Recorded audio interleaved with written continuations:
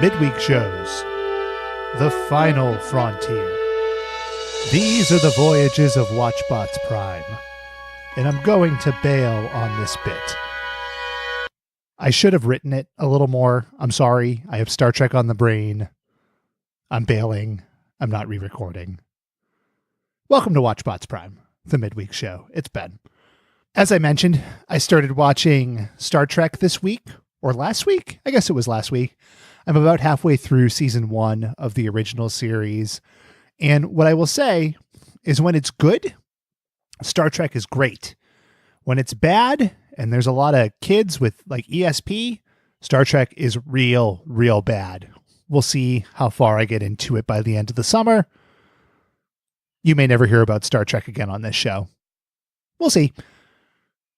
Bachelorette update, week 3, I think, or 4, whatever. The show's starting to settle in a little bit with less bachelors. I guess, are they still bachelors if it's the Bachelorette? They are bachelors. Less guys. I'm starting to figure out a little bit who is who. So by far, my favorite dude on the show is this dude named Grant. He's unemployed. He's very doughy, and he seems very enthusiastic about the stupid tasks, which means he has no chance as opposed to like the models and the bankers and shit like that. But they went on a group date this week, and the Bachelorette was standing on the sidewalk waiting.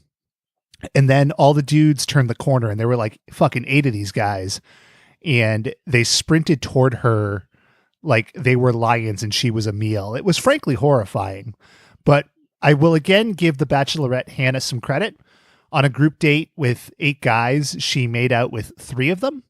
So if you're a baseball stats nerd like I am, that's a 375 average. Tony Gwynn territory, Ted Williams maybe. So I dig it. You know, good on her. It a little creepy this week.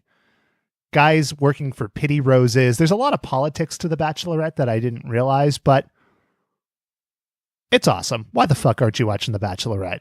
Get with it, people. America's favorite.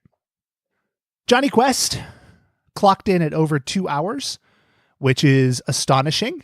And thank you to Kendall for leading us down a long and winding road. The first thing I did when I finished editing the episode was look to see how long episode 4 of Star Wars is.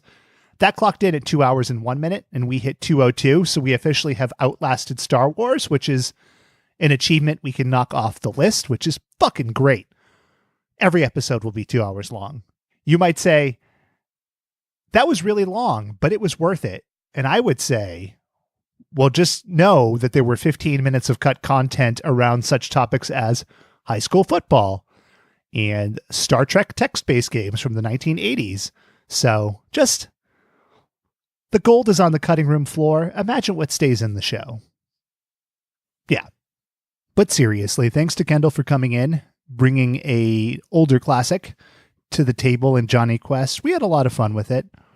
You know, a lot to dig through, but it's good stuff. Go check it out. Now, I am very excited to announce Watchbot's very first theme month. And we've joked about these a lot, but this is real, 100% real, completely serious. And we are moving into NickJune. It'll be a month of us watching old Nickelodeon shows and going through them bit by bit, talking through some of our memories. We are starting off with one of the staples of SNCC. It's Canadian, it's spooky, it's Are You Afraid of the Dark?